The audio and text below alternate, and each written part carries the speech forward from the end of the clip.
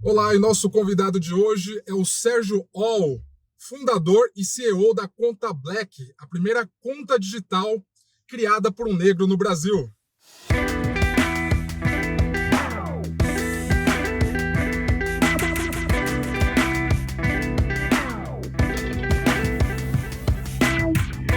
Tá chegando aqui, ó, o Serginho.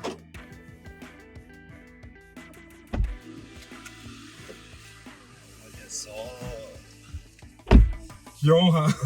Beleza? Como que você tá? Tá ótimo. Tranquilidade? Graças a Deus, Tudo bem. jóia? E você? Tudo bem. Como estão as coisas por aí? Tá bem, graças a Deus. Caminhando a cada dia.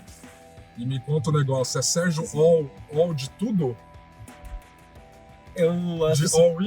As pessoas me perguntam, né? Numa palestra, uma vez uma pessoa me perguntou qual a sua descendência? Eu disse, não, eu sou brasileiro, filho de um capixaba e de uma mulher de Franca, né? Uhum. E eles falaram assim, mas de onde vem o UOL? Eu falei assim, vem do Almeida Leôncio. Publicitário, né? Eu achava que Sérgio Almeida Leôncio publicitário não era legal, né? Tinha que ter um nome, um pseudônimo forte, né? Eu queria Sérgio UOL. Já acertou, tá dando certo. Ah, graças a Deus, há mais de 20 anos, né? E as pessoas só me conhecem como Sérgio UOL. Ah, que bacana. Gente, o Serginho, ele é meu vizinho de baia de escritório aqui na Zona Sul de São Paulo. E aí, por curiosidade, fui saber qual que era a empresa dele, a gente fez amizade, a gente tem um amigo em comum, que é o Nelson Andreata, que é fundador aí do Eats For You, com aplicativo de comidas. A gente formou essa amizade bacana. Temos muitas coisas em comum, né, Serginho? Sim. O nome da esposa igual, Fernanda, que também te ajudou aí a construir, a sua grande parceira na Conta Black, não é isso? Não, exatamente. A Fernanda, ela foi a mulher que acreditou no negócio, né? Ela acreditou não só no negócio, mas principalmente em mim, né? Desde que ela me conheceu, eu já era empresário, já era empreendedor. Ela foi do mercado corporativo, e você sabe como é o mercado corporativo, é tudo ali na caixinha, Sim. dia, horário. E aí, quando ela começou a perceber os meus movimentos, isso contagiou ela. Tirei ela de um sabático, que ela também teve um problema de burnout, né? Então, Sério? Ela era muito... Era muito... O trabalho consumia, os chefes dela consumiam muito da energia dela. Foi o momento que ela resolveu fazer um burnout. Ela teve o burnout e resolveu fazer um sabático, pedir as contas. E ela lá na Europa e eu fazendo as loucuras aqui. E foi quando ela falou assim, eu quero fazer isso com você. A gente criou a Afrobusiness, né, que é a nossa instituição que apoia afroempreendedores. E depois da Afrobusiness surgiu a Conta Black como um braço financeiro para apoiar esses afroempreendedores. É muito interessante sua história. Primeiro que você tem tudo a ver com o propósito do nosso programa aqui, que é pegar pessoas que saíram do zero e se tornaram alguém de referência na sociedade. Você é nascido e criado na região do Vale Velho, né? Próximo do Capão Redondo, da Zona Sul de São Paulo. Assim como eu, goleiro, né? Jogava a bola na posição mais difícil ali. E você teve essa ideia de abrir a Conta Black por conta de ter tido crédito negado ou você não teve a sua conta corrente aberta? Como foi essa história de criar aí a Conta Black? Eu acho que a Conta Black... Eu sou da década de 90, eu montei uma agência, né? A minha agência iBeats, né? E eu me despontava ali como um dos caras pretos que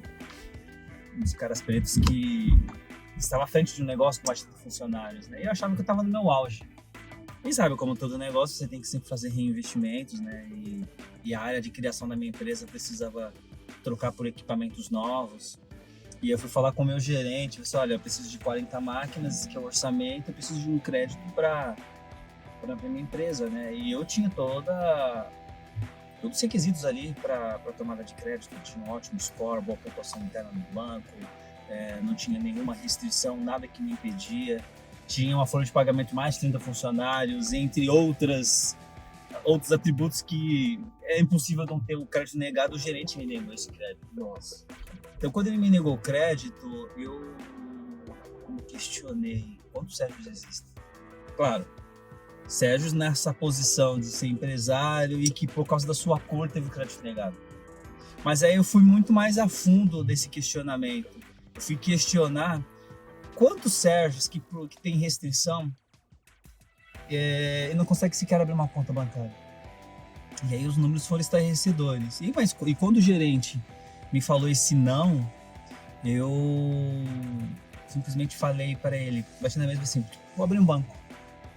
Mas foi um momento muito sarcástico, um momento também de muita ira, né? Porque eu achava, não acreditava nessa negativa e também não acreditava na motivação, dele, porque ele não tinha nenhuma explicação para dar. Geralmente o gerente fala assim para você, olha, tô vendo que você tem uma pequena restrição, você vai ter um problema de ter esse crédito. Ele foi incisivo. Foi incisivo, ele foi incisivo, ele foi no sentido assim, ele não deu um motivo aparente, ele falou assim, cara, eu não posso te emprestar. Vamos conversar daqui a 30 dias? E eu perguntava, mas por que você não pode me emprestar? Ele falava, ele não dava um motivo. Sabe? E aí eu achava isso muito estranho. E aí eu entendi meu lugar, assim, cara, BID, já nas pesquisas do BID mostrava que o negro tem seu crédito negado 3 vezes ou mais. Então aí eu vi meu lugar e assumi esse desafio. 15 anos depois, passo a atender empresas do mercado financeiro. E num café da manhã, conversando com o superintendente de um banco lá em Brasília, falei dessa minha história, ele olhou pra mim e falou, cara, que legal esses números, eu posso te ajudar. Eu falei assim, como?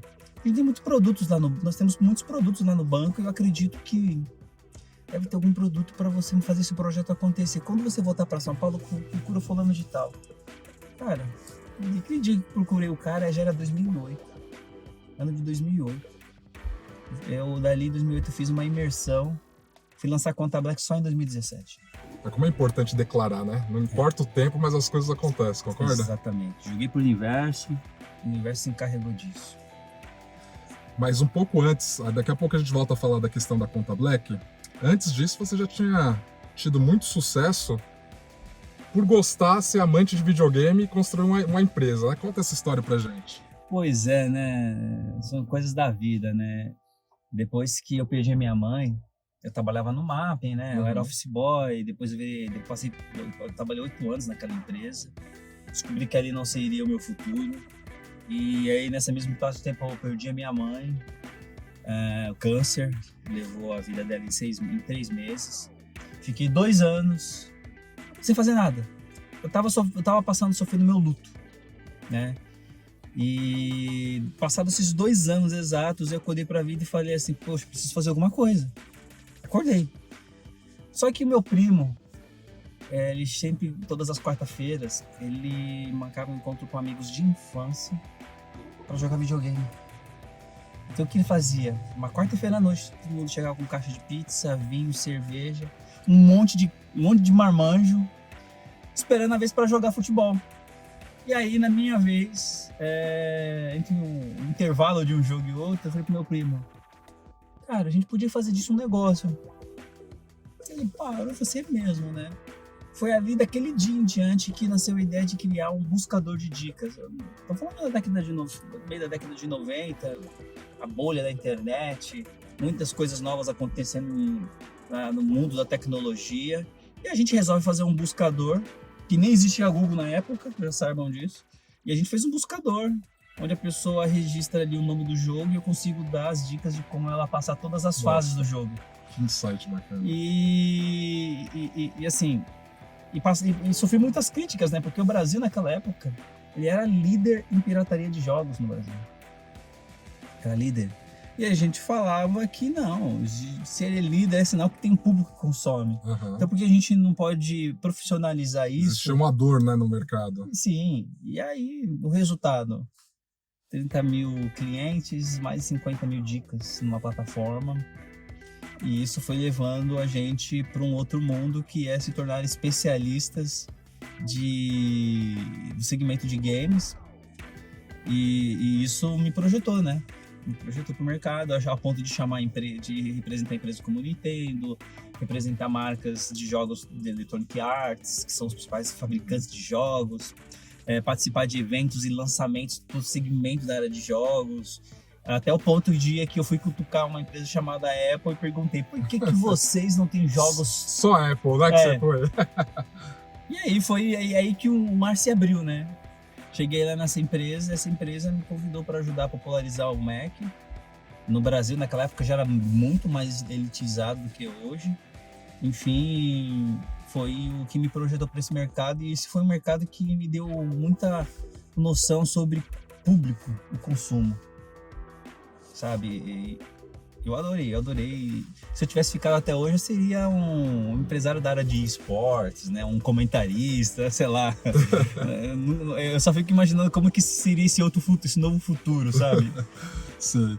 E aí, voltando à questão da conta Black, as pessoas falam muito da questão, mas qual que é a diferença banco para fintech?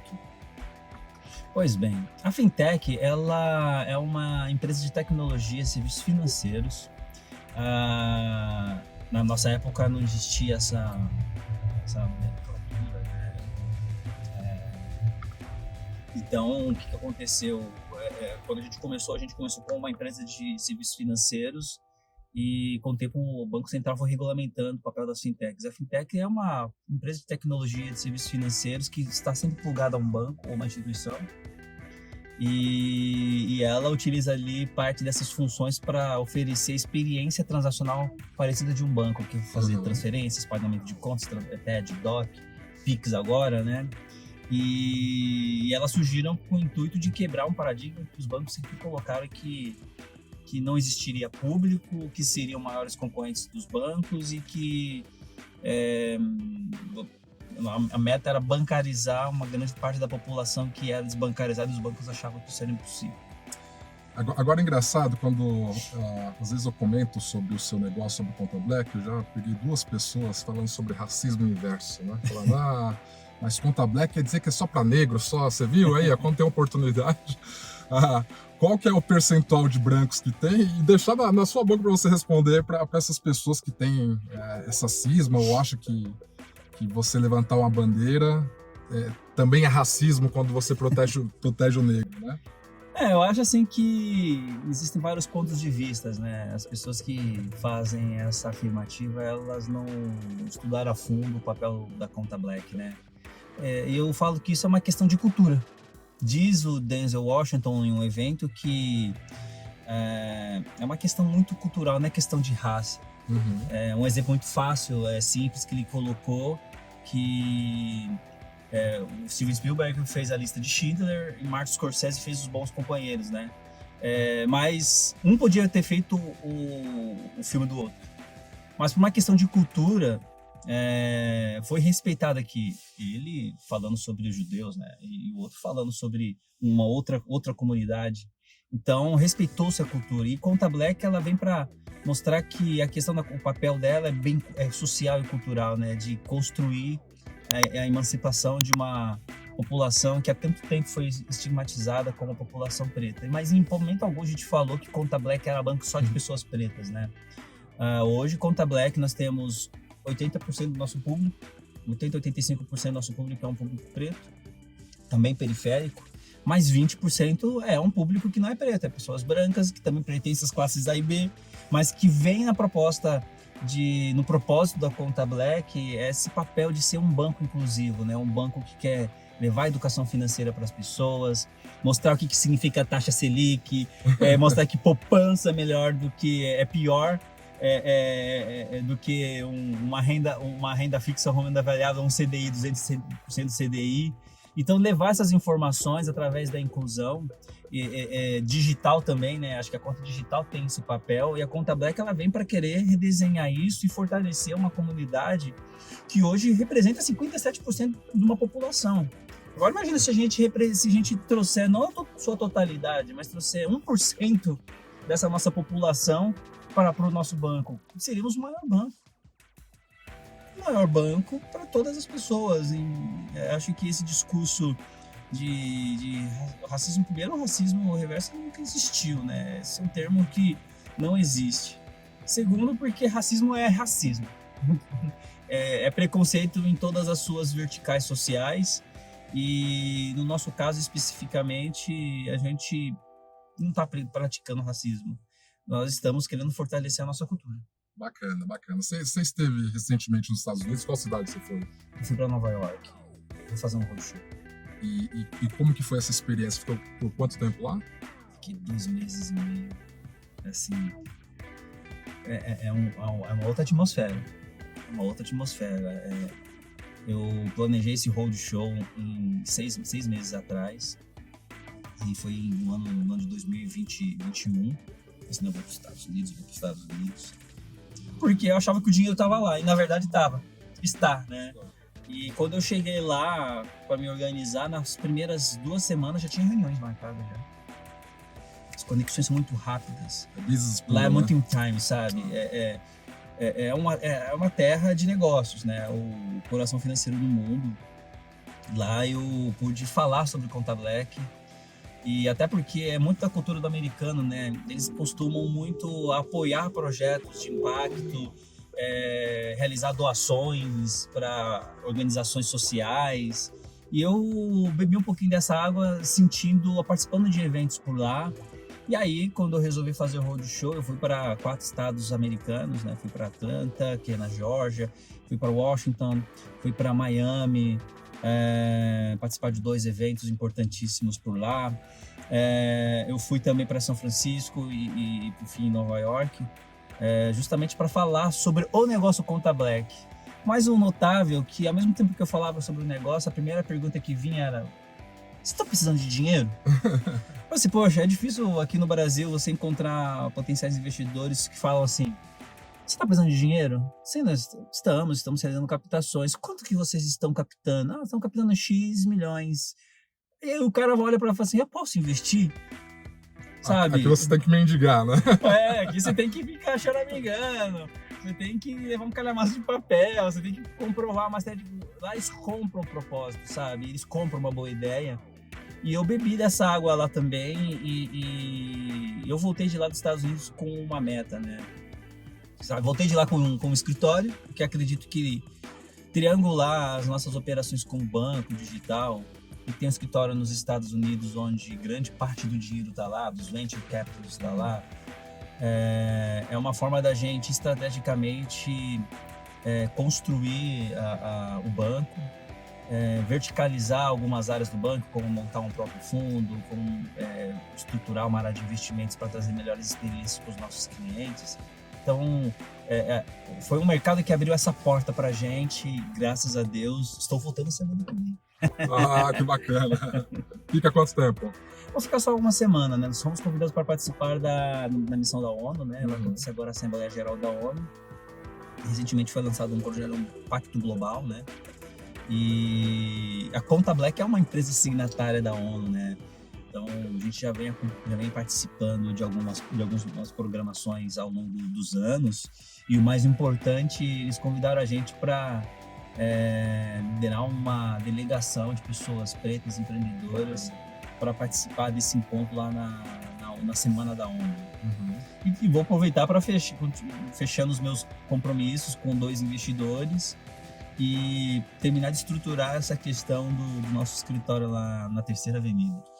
Nessa jornada do sucesso, você diria que você está no início, na metade, chegando perto do objetivo? Em qual posição que você está hoje? O Sérgio, que nasceu lá no Valo Velho e hoje é CEO de uma conta digital muito conhecida aqui no Brasil.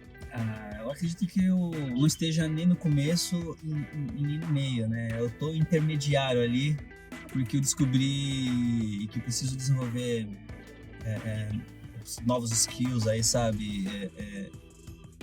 Porque o mercado financeiro é um mundo muito dinâmico, é um mundo muito frio, dependendo do ponto de vista, é um mundo muito frio. Mas eu percebi que eu atingi uma meta, a meta principal, que é validar um modelo de negócio e mostrar que a gente tem público. Agora, a segunda fase é a linha tênue do dinheiro, né? Eu já cheguei ao topo, uma parte do topo, eu tenho que atravessar o outro lado do topo, que é conquistar o mercado, trazer dinheiro, trazer um recurso que permita com que a gente possa investir mais em pessoas, né? Desenvolver novas áreas dentro da empresa. Eu acho que sucesso na vida a gente sempre teve, desde o momento que a gente nasce, né? Mas, assim, materialmente falando, a Conta Black abriu algumas portas. E eu sempre quero mais. Quero mais. Eu acho que atingir o meu sucesso profissional através do reconhecimento, são mais de 400 aparições midiáticas, participação em eventos, agora palestrante E motivacional. agora do zero ao ganho. Exatamente, exatamente. Assim, eu acho que isso é um reconhecimento de um bom trabalho, né? Um trabalho de apenas 5 anos, gente, sabe? 5 anos. O que são 5 anos de planejamento na vida de uma pessoa?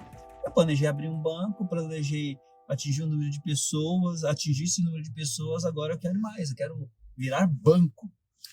Agora você traz duas grandes lições aqui para quem está nos acompanhando, que é se desenvolver. Olha onde você já chegou, né? Embora você tenha essa simplicidade e humildade de reconhecer que você está ali entre o início e a metade da sua jornada, você já alcançou muito mais do que a maioria dos jovens da periferia, até pessoas da classe média e classe B e A, né? Que às vezes nasce de uma família financeiramente ali regrada, mas não sai daquilo. Então você já conquistou muito, mas você tem essa humildade e simplicidade para reconhecer.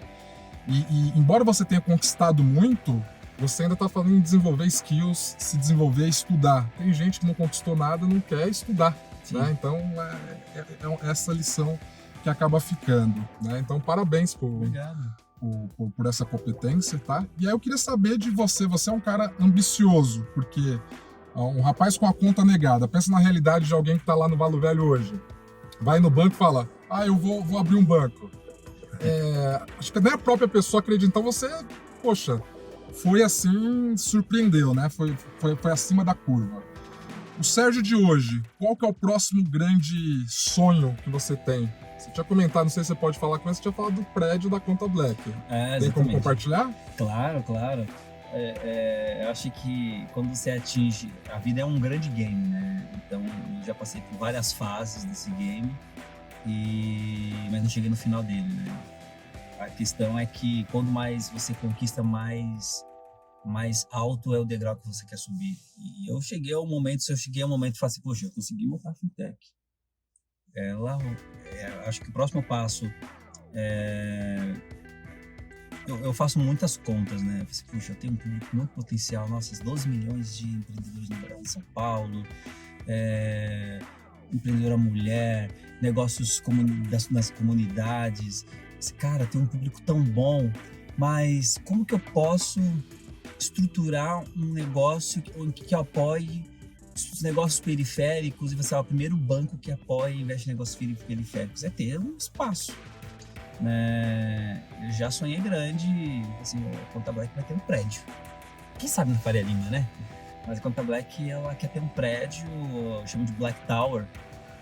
É um prédio bem parecido com os espaços que nós utilizamos, que tenha escritórios, mesas, área de café, área de cursos gratuitos, aceleração de pequenos negócios, formação de profissionais do mercado financeiro, que é uma das áreas que eu quero investir muito, trazer pessoas pretas, periféricas para o mercado financeiro.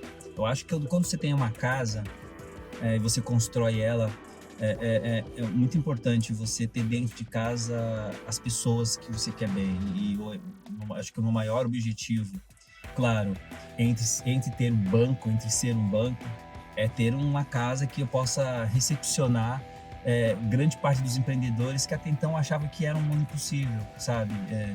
Sonhar em ter um negócio, ter a oportunidade de se capacitar através de mentores dos mais variados segmentos e receber recurso para que realize esse negócio. Não existe nenhum banco que faça isso, na minha opinião. Então, para a gente, é uma forma também de quebrar bolhas, e meu maior sonho é ter esse prédio. A Black Tower, imagina um prédio preto espelhado, todo de vidro preto, lá na frente, lá no BLCK, ponto, e conquistando mais espaços.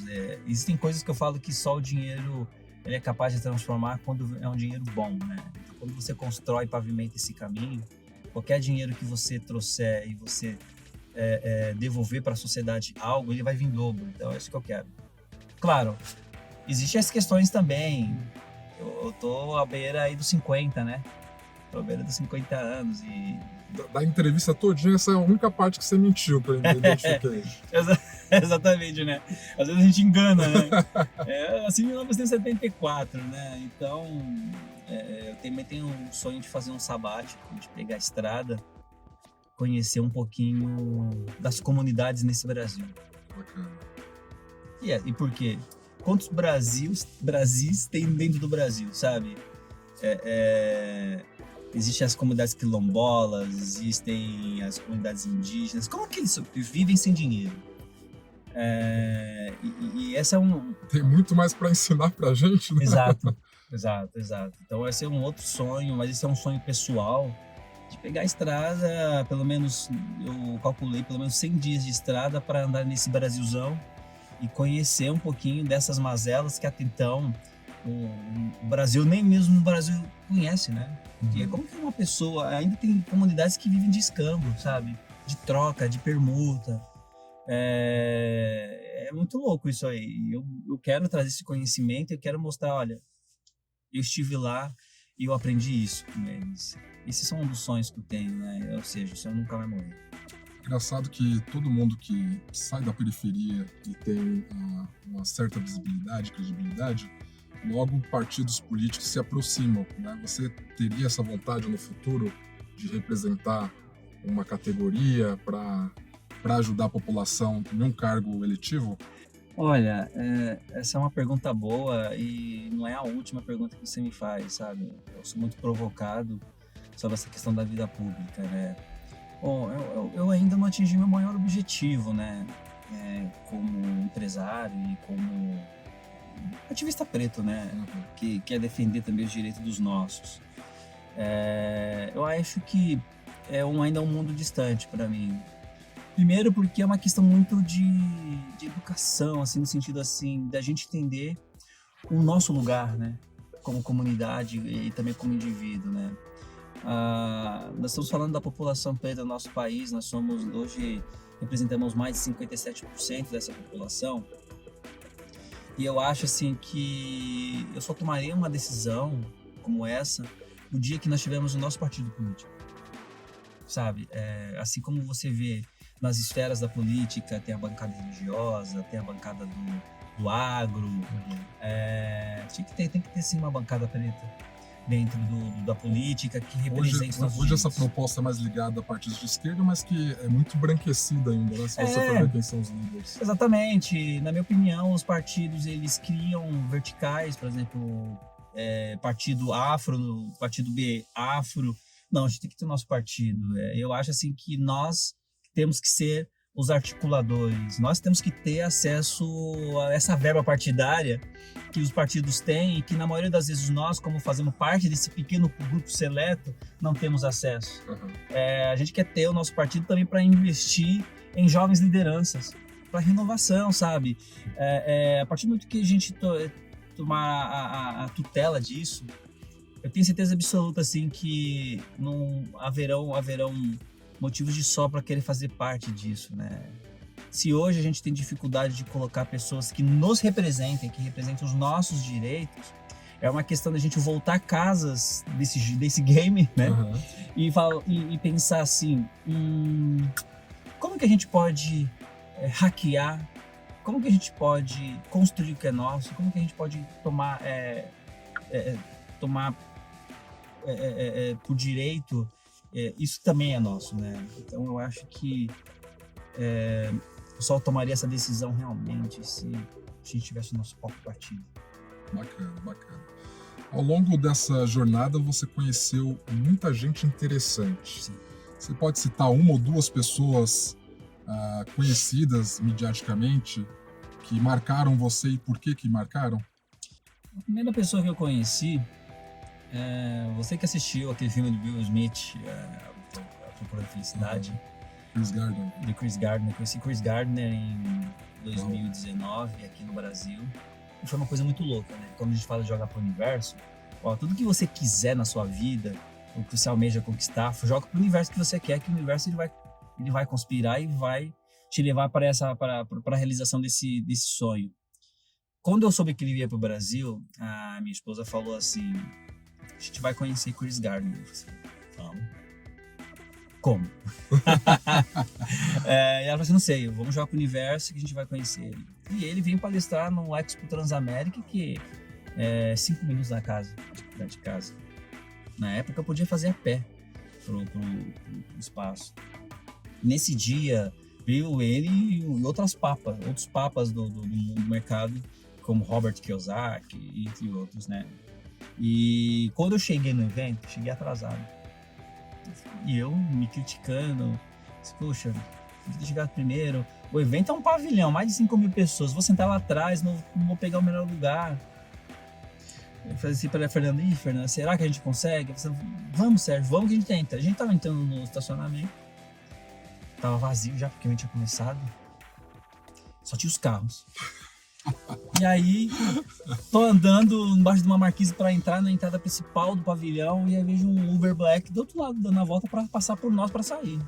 E quem eu vejo sentado na frente de pijama com o braço para fora, de óculos escuros? Chris Gardner. Quem viu primeiro foi a Fernanda, né? Porque eu tava tão nervoso. Sérgio, não é Chris Gardner ali? Vai ser onde? Ali, ó, passando pelo carro, a gente gritou, Chris! Ele deu um tchau e pediu pro Uber parar. E chamou a gente. Esse é o maior sinal que há males que vem pro bem, né? Exatamente. O universo foi criterioso. E ele chamou a gente. Eu falei pro Fernando, não acredito, Fernando. Eu e você, exclusivamente pra eles e ninguém nos atrapalhar. E foi quando a gente ele chamou e perguntou quem éramos, nos apresentamos, o que nós fazíamos. Ali já encerrou o evento, não precisava nem mais participar. Nem precisava, né? E falamos assim que nós viemos para participar do evento, mas exclusivamente para ouvir a história dele. Até porque eu falei para ele que partes da vida dele, da história dele, eu me identifico muito, né? E aí eu falei assim, não, é momento de fazer meu pitch. É meu filme preferido, A Procura da Nossa, eu tenho lá guardado, eu assisto sempre para ter mais motivação. E aí foi quando eu falei para ele... Eu sou um cara preto, primeiro empresário preto a lançar um banco digital focado em bancarizar e trazer inclusão, educação financeira para a nossa população preta, que hoje representa mais de 57% da população. E dali já deixei eu empolgado. Wow, man! Oh, it was incredible. Você tem que ser meu mentor. Porque foi você uma das minhas maiores motivações, a sua história. E ele falou assim, pega meu telefone, meu e-mail. Mas eu não acredito, o universo, você é muito bom. Atitude é tudo. Não só o universo, mas atitude. Quantos teriam coragem de reconhecer? O que a gente planta aqui no bate-papo sempre do Zero Alguém, as pessoas acabam vendo alguma ação acontecendo e acham que aquilo é um obstáculo. E aquilo é oportunidade, né? Você teve um atraso que se converteu em algo muito bom. Se aquele atraso falar, nem vou mais, enfim, você teria perdido a oportunidade que o universo estava deixando acontecer. Fora a atitude, quem que vai ter o que muita gente chamaria de cara de pau, mas isso é a atitude que você está tendo e, poxa, é um dom, né? Que, com certeza. Lógico que dá para desenvolver, mas eu vejo que muita gente fica, tenho vergonha de fazer isso. Poxa, vergonha de fazer coisa errada, isso daí. Eu falo que a oportunidade é um cavalo selado que está passando na sua frente. Ou você deixa ele passar ou você pula em cima. Exato. Na maioria das vezes, a minha esposa fala que eu vivo perigosamente, que às vezes eu resolvo as coisas muito de última hora, mas eu consigo fazer. Então, quando esse cavalo passa, eu sempre pego no rabo dele, para não deixar ele passar. Mas por quê? A vida é única, sabe? As oportunidades também são únicas. Essa questão de oportunidades, elas são muito cíclicas, né? Se você não aproveitar, em quanto tempo vai aparecer uma nova oportunidade? Então, você tem que agarrar essas oportunidades. E eu não sou diferente de qualquer empreendedor. Sabe por quê? Porque eu vim da quebrada, sabe? Cresci em comunidade, vim de uma época que não tinha tecnologia à minha disposição. Meu primeiro emprego foi como office boy,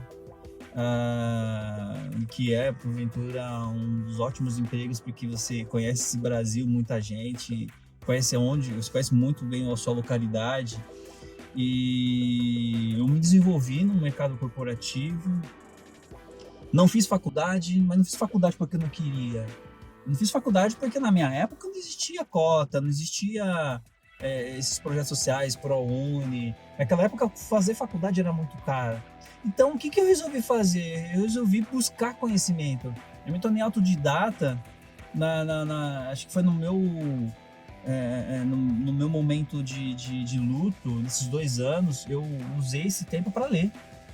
Eu aprendi a programar, eu aprendi a fazer uma série de coisas lendo, porque eu não tinha condições de pagar uma faculdade. Importante fazer um curso acadêmico, mas você ter o diploma não significa necessariamente que a pessoa teve o conhecimento necessário, né? Exato. Como tem médico bom e médico ruim, sabe? Então, o que que eu peguei, o que que eu fiz dessa limonada? Simplesmente cheguei à conclusão: vou fazer alguma coisa. Ah, mas a vida é um verdadeiro aprendizado. Vou aprender. E a melhor forma de eu aprender foi trazer mentorias, né? Eu comecei a trazer muito cara bom para me mentorar. Cara, eu tô fazendo isso, queria que você me mentorasse, que você me desse luz, algumas dúvidas que eu tenho. Você pode me ajudar? Meu, além de você massagear o ego do cara, mas o mais importante é você ter um cara uma pessoa que tem uma experiência de mercado para falar assim: você tá acertando aqui, você tá errando aqui. E eu fiz isso ao longo de toda a minha jornada. Até hoje eu tenho mentores que me puxam a orelha mesmo: você tá errando, ou outros falam assim: não, você tá fazendo certo, é seu caminho. E a vida é isso, é oportunidades, né? E um Chris Gardner, eu quero trazer ele pro Brasil. Eu quero fazer o primeiro evento, eu quero quebrar uma bolha de não fazer com que ele palestre somente para as mesmas pessoas. Eu quero pegar o público empreendedor mesmo, empreendedor raiz. Levar ele no gueto lá para conhecer, dar uma volta nas vielas. Exatamente, e mostrar para ele assim: ó, aqui é o verdadeiro celeiro, eles precisam de histórias como a sua, porque você era um vendedor autônomo, você vendia aquelas máquinas de fazer radiografia, ou seja, você fez de tudo e onde você está hoje, eles precisam ver sua história. Então eu preciso tirar ele dessa bolha e levar para onde as pessoas precisam vir. E esse é um dos meus maiores objetivos nos próximos anos. Qual que é, na sua opinião, o maior defeito, a principal falha da pessoa que ela não consegue prosperar? Aqui no Brasil especificamente. Existem várias motivações para isso. Fora a questão do incentivo do governo, a pessoa ter nascido de forma desfavorecida nessa diferença social que a gente vive no país, eu digo de característica própria para a pessoa que bloqueia essa pessoa para que ela não chegue no sucesso, não consiga prosperar. Olha, é muito do brasileiro desistir, sabe? Claro, falam que o brasileiro... Se é brasileiro, não desisto nunca. Isso até a segunda página, né? Até a segunda página. Eu acho assim... eu acho que eu sempre procurei motivações para eu continuar, sabe? Eu procurei sempre ver vídeos e filmes motivacionais, de histórias. Eu sempre procurei estar rodeado de pessoas que querem o meu bem, no sentido de me apoiar as minhas iniciativas. Porque na nossa vida a gente também tem que aprender a pivotar. Errei, você não desiste. Você volta, repensa o seu modelo de negócio e continua trabalhando. Então eu tive pessoas que me ajudaram a repensar o meu modelo de negócio, a minha forma de atuar no mercado. Uma das muitas vezes, o empreendedor, pela falta do recurso, que é o dinheiro, ele desiste porque ele acha que ele é incapaz de realizar algo porque ele está sem dinheiro. E grande parte das grandes companhias, dos grandes conglomerados, começaram na garagem sem dinheiro. Se você vê as histórias dos fundadores, como Apple começou numa garagem, entre outros, né? Então, quando você passa, eu acho que o que leva grande parte das pessoas a desistirem é porque elas não procuram motivação para continuar, sabe? A minha maior motivação foi minha mãe. Quando eu era pequena, eu falava assim, eu via tanta dificuldade do meu pai e minha mãe alimentar 6 bocas, uma época que alta da inflação, alta do desemprego, meu pai lutando para manter o emprego dele. E às vezes, mesmo assim, a minha tia, às vezes ela era o nosso stay que salvava a gente nas maiores dificuldades. Quando eu via isso, eu falava pra minha mãe, Meu sonho é ser um empresário, eu quero ser um cara dono de uma empresa, ganhar dinheiro para tirar a minha família, ajudar a senhora a realizar seus sonhos. O que minha mãe falava? Você vai ser. Você vai ser um empresário de sucesso.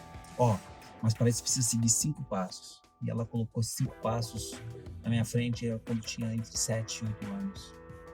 Se arrumar bem, naquela época não tinha tecnologia, né? Que nem hoje, ela falou assim, conhecimentos gerais, você precisa ser um jovem culto, você precisa ser um jovem interessante. Então, eu gostava muito de ler muita notícia, eu tinha muito jornal, revista de casa. Ela falava, estude, em primeiro lugar, que é o estudo que vai te permitir realizar esse sonho de ser uma pessoa de sucesso na vida. Ela falou assim, racismo.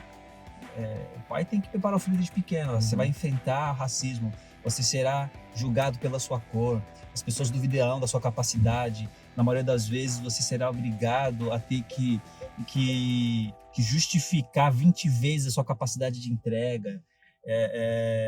E outra, ela falava assim, naquela época falava-se muito, preserve seu nome porque um dia você vai precisar. Então, toda vez que eu pensava em desistir, eu lembrava dessas palavras dela. Cara, mas eu cheguei até aqui, se eu desistir, eu vou ser uma pessoa muito frustrada de ter parado no meio. E é isso que a minha esposa fala assim, pô, Sérgio, não desiste nunca, né? Por mais que uma pessoa de mercado fale assim, não, você não vai conseguir fazer isso, você não está preparado para isso.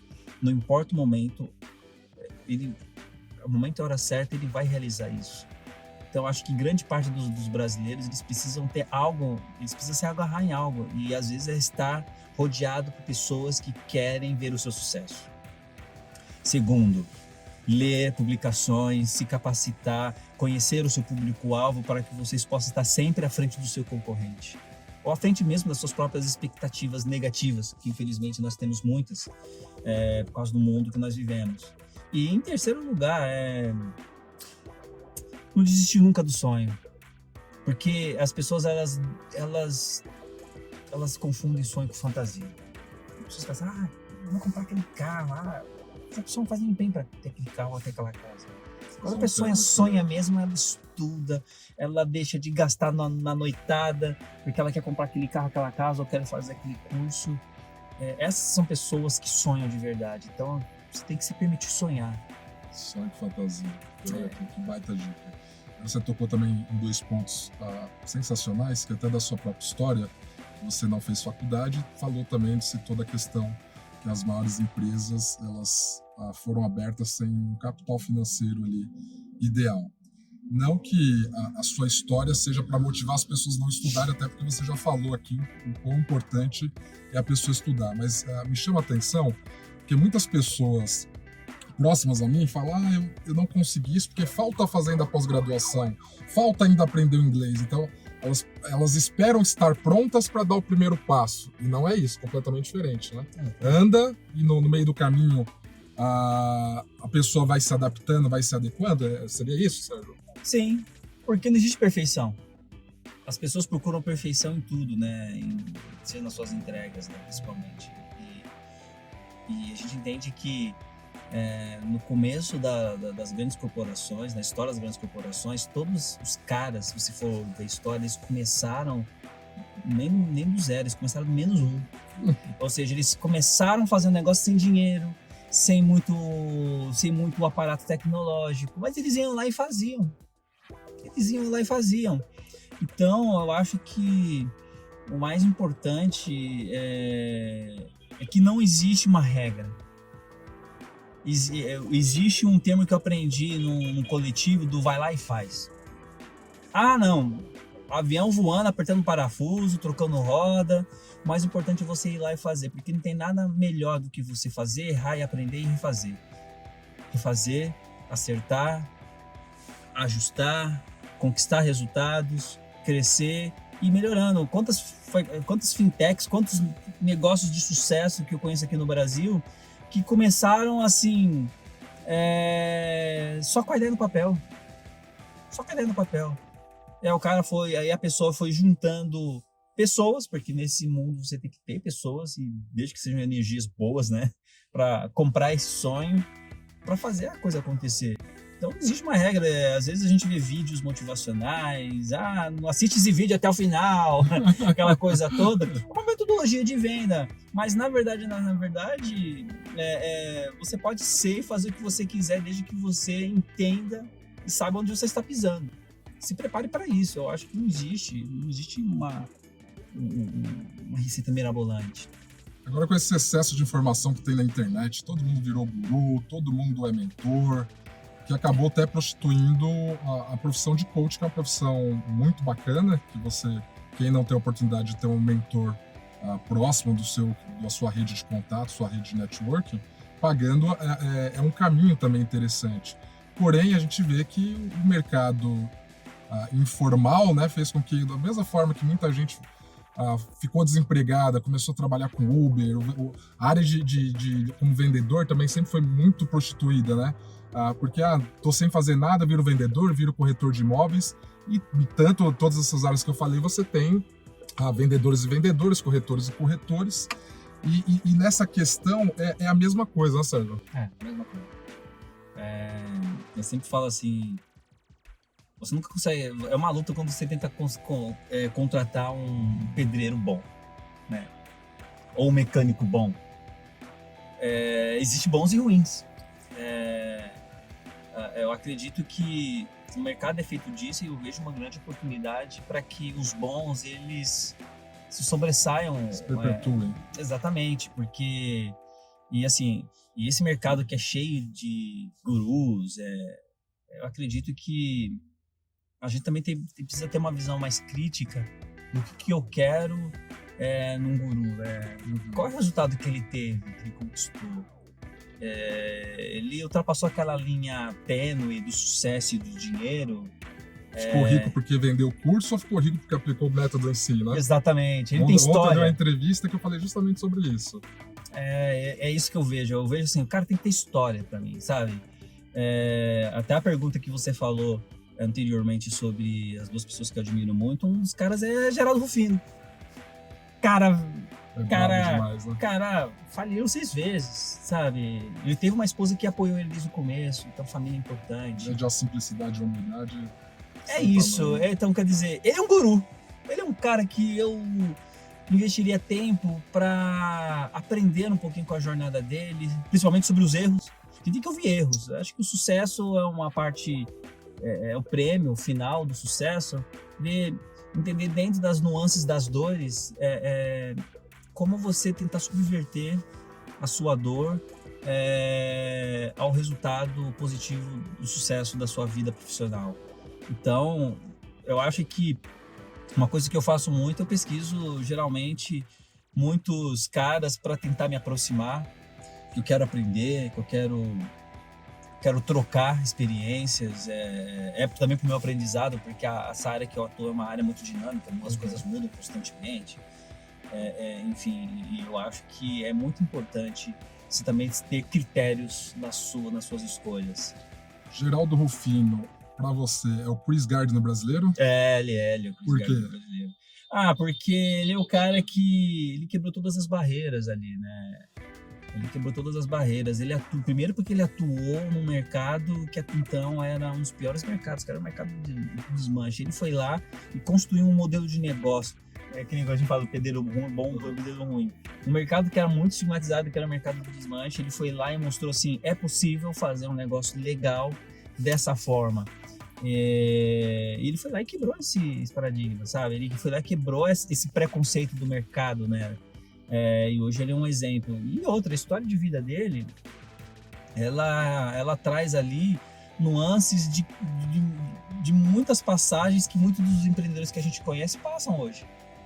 Então, ele é o Chris Gardner brasileiro. Ele, não é à toa que ele faz muitas palestras ao longo do ano, em praticamente todo o Brasil. Acho que a cada 5 dias, a cada uma semana, são praticamente 4 ou 5 palestras que ele faz no Brasil todo, para levar um pouquinho dessa história e um pouquinho do porquê é importante pensar positivamente, sabe? E é muito do nosso, né? A gente acaba fazendo com que as nossas dores, a dor seja o nosso maior algoz, né? O nosso maior inimigo, enfim. A gente tem 2 personagens brasileiros que são conhecidos não só aqui no Brasil, mas também no mundo inteiro. Um deles é do esporte, é o Neymar, né? E o segundo é o Luva de Pedreiro. O que eles têm em comum? São muito conhecidos no mundo, tem pessoas que os amam e pessoas que os odeiam. Você acha que... Primeiro eu quero que você fale de forma separada de cada um. No caso do Neymar, as pessoas não gostam do Neymar por qual motivo? Você acha que é por conta do comportamento ou por conta da origem e até da cor? Eu acho que anularia a cor e a origem, né? Até porque grande parte dos jogadores que fizeram sucesso começaram lá embaixo, né? Então a gente acaba entendendo que o Neymar tem uma história, né? Ele tem uma história de muita fé, de muita garra, um sonho, né? Que também não era só dele, era dos pais, porque os pais viam ele até que queria ser. Ele também conquistou milhares de fãs no começo da sua carreira, né? Porque existe uma coisa no futebol, e também acho que qualquer área esportiva, é uma coisa, quando você ultrapassa a linha da pobreza, né? Ele se torna uma pessoa rica, né? Você acaba tendo que ter prioridades na vida, né? Isso é muito normal. Você vai com menos frequência na quebrada, você acaba acessando locais e eventos de uma sociedade que até então era muito distante para você, o reconhecimento é mundial. Então, muitas das vezes as pessoas acham que um atleta como o Neymar virou a casaca, né? O cara depois ganhou dinheiro, esqueceu das origens. Não, pelo contrário, ele está aproveitando aquilo que o trabalho dele proporciona, né? Não só para ele, para as pessoas que ele também tem uma legião de amigos de infância que trabalham com ele para ele. Exatamente. Né? Então ele também gera emprego e renda. Não é parça de oba-oba apenas, não, né? Exatamente. Você vê quando ele vai, você vê se tem alguém com ele registrando tudo. Então ele tem pessoas que trabalham com ele. Ele gera emprego e renda lá. Ele tem uma fundação que apoia crianças que também sonham com o esporte. Ele está querendo ser o balizador disso. Apesar de todas as críticas, Neymar é um produto de sucesso? Ele é um produto de sucesso. Ele é um cara muito caro, né, para o mercado, né, de onde ele atua. Então, qual é o resultado disso tudo? Com certeza ele, nem como Jesus, ele não agradou a todos, né? Mas ele tem dentro da sua legião de fãs, também tem os seus haters, né? Pessoas que não gostam da postura dele, não gostam das coisas que ele fala, não gostam, às vezes, da vida social dele, que é muito... Você acha que isso é o que incomoda as pessoas? Acredito. É o tipo da ostentação, eu não tenho, ele tá jogando na minha cara? Seria muito disso também? Tem um pouquinho disso, né? Tem um pouquinho disso. O cara tá gastando dinheiro pela janela. Pô, vamos falar, vamos colocar na ponta do lápis, né? Pô, um cara que ganha alguns milhões, pra ele, 100 mil não é nada. Da mesma forma como se você ganha 50, 100 mil, 300 mil por ano, 440 mil, 500 mil no ano, o que são 50 mil para você? Você pode comprar uma casa cara, você pode ter um carro bom, ele está gastando o que é proporcional àquilo que ele ganha, né? E eu acho assim que isso vai existir em todas as camadas sociais. Eu com certeza devo ter pessoas que não gostam de mim, ainda não me conheci, ainda ninguém mandou nenhuma mensagem, mas eu entendo que o Neymar, ele é um cara que ele já estava preparado e ele sempre foi preparado para esse mundo, né? O mundo de amor e ódio. Mas ele só precisa agora responder no campo. Ô Ney, então faz o seguinte, ó, ganha a Copa do Mundo e depois patrocina a Conta Black. E o Altamiro Bezerra, que é quem cuida da imagem dele, contou uma vez que hoje o Neymar deve ter acho que mais de 40 patrocínios oficiais, um deles é o Banco Santander. A muda do Santander vem para Conta Black, né? Pô, olha aqui, ó, o banco da comunidade preta aí, tenho certeza absoluta que você vai conquistar mais 57% da população, tenho a certeza absoluta, né? E agora, Luva de Pedreiro, né? Luva de Pedreiro se tornou assim um case, um fenômeno de, assim, teve o vídeo dele, poxa, você consegue entender isso? Porque a gente fala tanto de preparo, né, de você estudar, de você fazer algo. Ele foi pela simplicidade e digamos que a parte original dele, que muita gente copia aquilo que dá certo na internet, tanto que surgiram vários Luvas de Pedreiro, e aquilo é original dele, ele criou. O que você diz, você consegue aí da sua experiência avaliar por que ele estourou e é o sucesso que é hoje? Bom, um parâmetro entre ele e Neymar, assim, ambos tinham sonhos, né? Lá do norte, do sertão, né? Lá do Nordeste, fazendo vídeos sobre futebol, né? E gravando e fazendo as brincadeiras dele, receba, sabe? Sim, né? Então eu acho que ele ganhou grande parte do público pela simplicidade, né? E ele chamou a atenção dos clubes, né? Caraca, como que um jovem daquele ali, num campo de chão de terra batido, todo desnivelado, consegue fazer um golaço daquele, né? E ele acho que ele imprimiu ali a identidade dele, né? E uma das coisas, por mais que ele tivesse falhas ali na forma de falar, na forma de se expressar, né? Como falando, ele é um cara que ele foi lá e fez. Não importa quantas pessoas, ele viu a internet como sua maior vitrine, né? E ele ganhou fãs. E claro, né? Ele não agora o parâmetro com o Neymar, ele não teve toda uma estrutura, um pai empresário, alguém que o preservasse, né? Na verdade, ele também foi um pouco explorado dentro da jornada dele, mas aquele negócio que eu falo, né? Quem acredita sempre alcança, né? E ele encontrou pessoas que o apoiaram, né? Mais de 4 milhões de seguidores, agora é embaixador da Adidas, viaja o mundo, agora lá tá com o Cabe, fazendo as brincadeiras deles lá, viraram amicíssimos, e ele ficou rico, milionário, de uma forma muito simples, né? E assim, eu digo que ele não tem tantos haters quanto o Neymar, mas ele tem muitos seguidores que acham que ele merece estar ali. Tem muita gente que fala, nossa, é igual no caso do Rick Chester, que apareceu por conta de um vídeo, a Anitta também, ela mandou um vídeo e depois que conseguiu ingressar. A gente pega esse caso do Luva de Pedreiro também.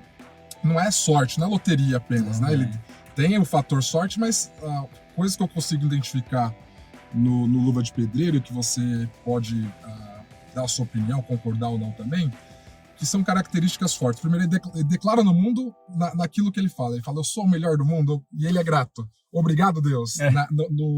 No jargão dele, ele declara o universo e ele é grato ao mesmo tempo. Coisas que as pessoas falam hoje, mas na prática não fazem tanto assim, né? Ignoram. É legal para falar na internet, né? No dia a dia, as pessoas não utilizam bastante. A outra questão é a paixão pelo futebol que ele tem. Muitas pessoas entram em alguma coisa, mas isso dá dinheiro, isso faz não sei o que lá, e esquece da paixão. A grande paixão dele é futebol. Ele talvez não imaginasse que seria um influencer tão conhecido. Muito provável o sonho dele fosse ser jogador de futebol, então ele declarava futebol. E ele acabou aliando ali essa parte digital com futebol e tá brincando, batendo bola em todos os clubes do mundo, que talvez nem grandes jogadores tiveram a oportunidade de passar por esses clubes, né? Essa variedade de clubes que ele está tendo a oportunidade. Outra questão, a questão de estar acompanhado por pessoas. Ele já teve um percalço aí no meio do caminho, uma briga com o antigo empresário dele, e agora está sendo empresariado pelo Falcão. É uma sequência que traz muitos ingredientes para uma pessoa que tem sucesso, né? Exatamente. Porque quando você empreende, você se relaciona com pessoas, né?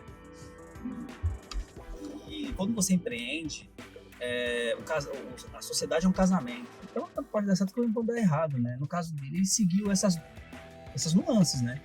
De ter um empresário, não deu certo, aí um empresário com mais visão, viu oportunidades de despontar ele para o mercado. E a pergunta, né? Que assim, para ele chegar onde ele chegou, quantos vídeos teve que gravar? Quanto tempo ele gastou gastando vídeos? Ele talvez não fez métrica, não fez estudo sobre o mercado, mas assim, foi um cara que assistiu o vídeo dele, cara, vou te compartilhar um vídeo aqui, olha os gols que esse moleque faz. Aí um foi compartilhando com o outro, compartilhando com o outro, compartilhando com o outro, ele começou a ganhar seguidores, e ele foi conquistando seguidores no mundo do futebol. Pessoas que amam futebol, E aí as marcas começaram a ver carisma nele, as pessoas começavam a imitar ele, que é o mais engraçado, né? Ver o filho do Sim, Cristiano receba! Ronaldo. Exatamente. Ou seja, como que o sonho ele é capaz de fazer com as pessoas, né?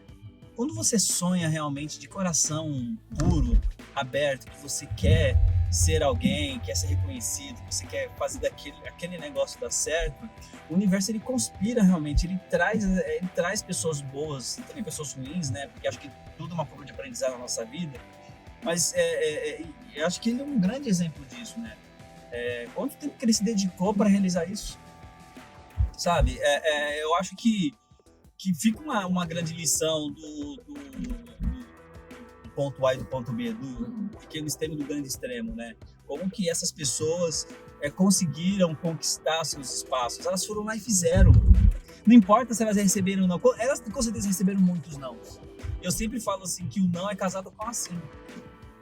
Sabe? Às vezes o não, às vezes até solteiro, né? Precisa encontrar o sim e, na verdade, ele sempre existiu no mundo. Quais são as pessoas que correm atrás do sim? As pessoas que falavam pra mim, você vai perder seu tempo, seu dinheiro com esse negócio de games. Isso não é pra você. Eu fui lá e fiz, não quis ouvir o cara. Quando eu falei que ia montar uma agência de publicidade, o cara falou assim, você nem formado é. Tipo assim, não, mas pode sair por aqui também.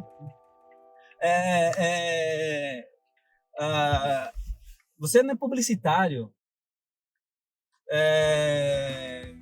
Só pessoas formadas montam uma agência. Não, fui lá, contratei estagiários dentro da operação e em menos de um ano estavam mais de 30 pessoas estavam trabalhando para mim, sabe? Fui lá e quebrei o paradigma do não desisti, não olhei para trás. E todos esses que são reconhecidos, tanto Neymar, como o Anitta, como o Luva de Pedreiro, são pessoas que não ouviram não, eles foram atrás e fizeram com a mais dificuldade, estrutura técnica, eles foram lá e fizeram. E é um exemplo pra gente, que qualquer pessoa, as pessoas elas podem fazer o que elas quiserem nas vidas delas. Elas só precisam estar focadas. E para finalizar, para você, o que é ser alguém? Cada um tem uma definição. Uns acham que é ter dinheiro, outros acham que é contribuir com a sociedade. Na visão do Sérgio Al, CEO, fundador da Conta Black, o que é ser alguém? Para mim, ser alguém é uma pessoa que faz, sabe? Não importa o segmento, a área dela. Para mim, ser alguém é aquela pessoa que faz, sabe? Que vai lá com todas as dificuldades da vida, ou dos desafios, ela vai lá e faz e quebra todos os paradigmas do mercado, sabe? Eu acredito muito nisso. E eu sou fruto disso, sabe? Não só tive uma ótima criação, mas eu tive pessoas que olhavam para mim e falavam assim, você pode sim, você vai lá e faça. Então, para mim, ser alguém é alguém que tenha visão, que construa uma visão empreendedora a partir do que ela tem na mão, que faça por onde e que não seja medíocre. O meu pai, para fechar, ele teve um dos maiores, as maiores frustrações dele é que ele tinha com os irmãos, cada um estava montando uma rede de lavanderias no Espírito Santo. Quando meu pai conheceu minha mãe e resolveu casar e engravidou ela e veio para São Paulo, ele resolveu vender a parte dele.